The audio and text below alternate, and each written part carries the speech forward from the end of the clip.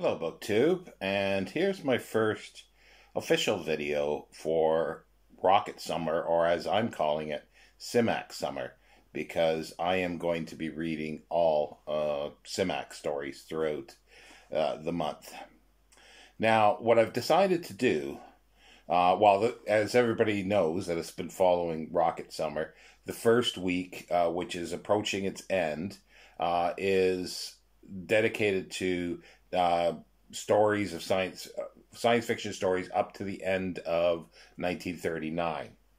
Now, so I've decided to read Clifford Simak stories for all the 1930s, and I'm pretty well done them all.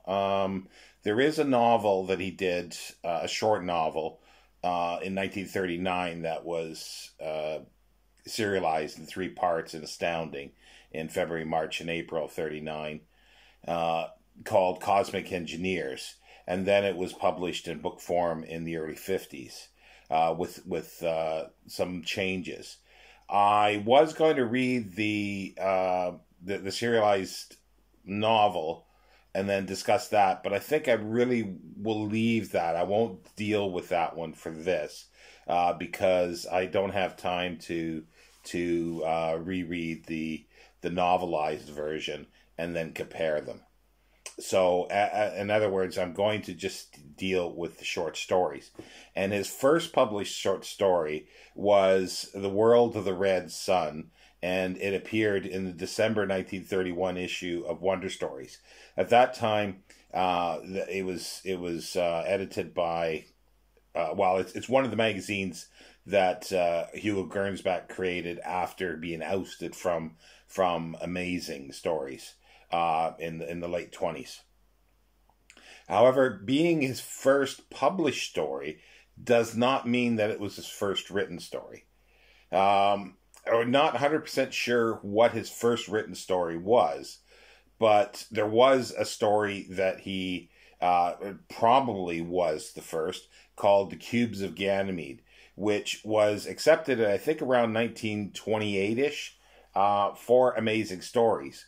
And at that time, it was being edited by T. O'Connor Sloan. However, a couple years later, I think in 1930, it hadn't been published. It was sent back to him, said it was too old-fashioned. And it's since been lost to the sort of, SF black hole of time. So, The World of the Red Sun was first sent to Astounding. This was, the first iteration of Astounding in 1930, but it was rejected. So it was accepted, though, by Hugo Gernsback for Wonder Stories. Now, it's been reprinted several times, but it's been reprinted in the complete short fiction of Clifford Simak, the volume 12, The Thing in the Stone and Other Stories. Now, this was published by Open Road Integrated Media in 2017, and it's been compiled with introductions by David W. Dixon, who is the executor of the Simak estate. Now, he puts a little preface in the beginning of each of the stories with any information he has gleaned from journals, diaries, letters, and so forth from the Simak archive. Now, it is pretty clear, because it is a time travel story, that it is sort of influenced by H.G. Wells' Time Machine. In many ways, it's interesting because, it's two friends that spend 10 years working on this time machine. So, and they build even a little model. They send up a month into the future, just like in Time Machine. And then they finally build the proper machine to go through time. And they're going to the future. And it flies. It's a flying machine, because they didn't want to get caught like in a building or underground. Like H.G. Wells worked around that in his story. But for Simak, he wanted it to fly. and their location is in Denver when they're doing this, and they go into the future, and they can only keep it running for about 15 minutes, they say, because of heat, cold, so forth, wear and tear on the engines, and even the engines are heated, but they're using gasoline for this, so it's kind of funny. So they think that they think in 15 minutes they can go a little over 5,000 years into the future. So they appear in the future, but it's the sun is becoming cool, which does not work out. But they find out that they've actually gone way far in the future, millions and millions of years, more than 5 million years, because at that point there is a God that is sort of as the people that the remnants of humanity believe came out of the cosmos, but it actually was a human disembodied brain that has gone a bit insane and has fixed himself up as a god of the surviving humans. And the two characters, they're Swedes for some reason. Carl and what's the name? Bill and Harl. Sorry, Harl and Bill.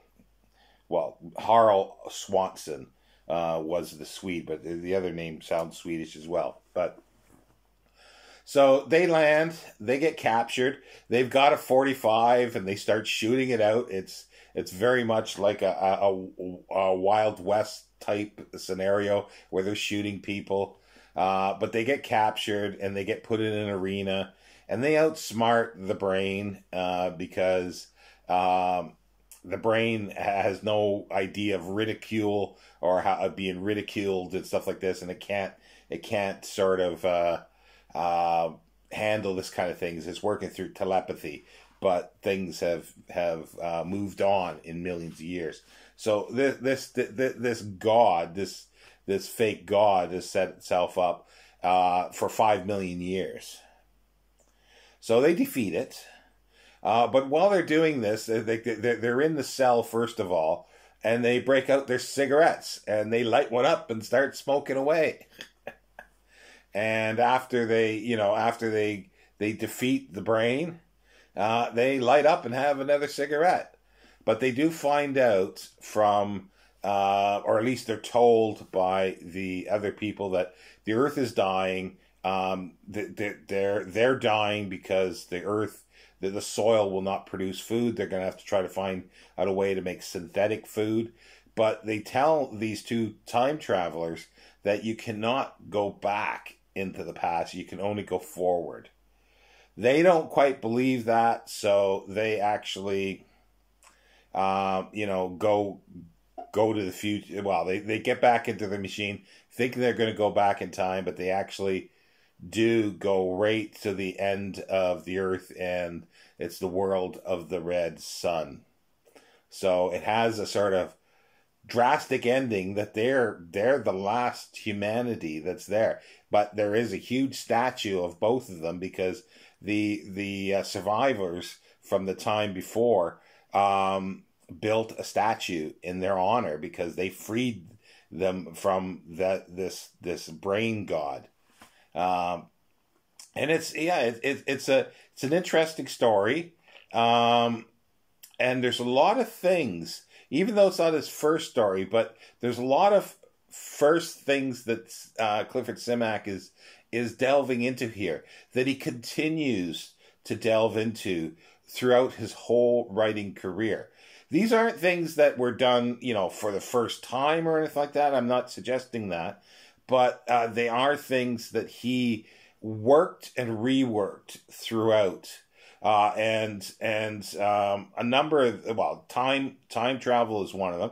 And again, that wasn't something that was unique just to him, but he worked with that, and also false gods and questioning gods and a place in sort of the universe, and also a thing that I think is part of this. Even though these people are the two scientists, but they're not sort of touted as scientists as something apart from anybody else. They just seem like two regular guys in a sense.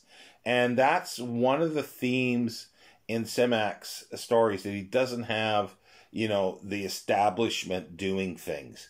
It's more regular guys doing. See, they're doing this on their own, rather than through universities or institutions and things like that. So that is something that that he worked and reworked throughout his writing career. And yeah, like I say, and also this story, he sort of took things that are in this story and reworked it a few years later for another story called The Creator, which we'll get to eventually in about 3 or 4 stories. But yeah, it's a fun story. It's of its time in many ways because of the language, of pulp language. It's nothing super, but you can see he's tackling some bigger ideas here, especially the God aspect and man's place in the universe are things that he's doing. And also, which I find interesting, because when we were reading City, and my favorite story in City is called Huddling Place, and he uses the word huddle, huddling, huddled throughout City.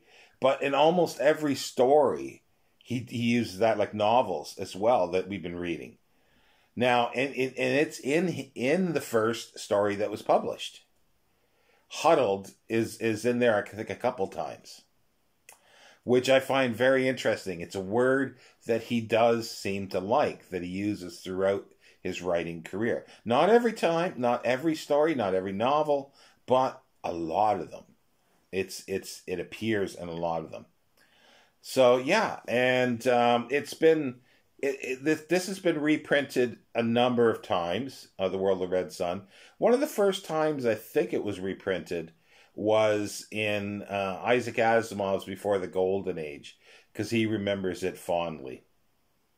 But yeah, so that's the first of my Simak Summer videos here. And the next video will be Mutiny on Mercury, which was his second published story, but it was written before this one. We'll get to that shortly.